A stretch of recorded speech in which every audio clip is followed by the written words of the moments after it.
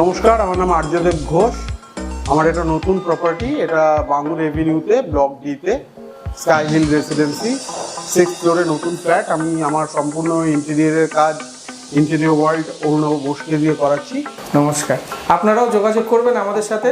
আমরা ট্রাই করব যাতে আপনার সাধ্যের মধ্যে আপনার স্বাদ পূরণটা আমরা করতে পারি।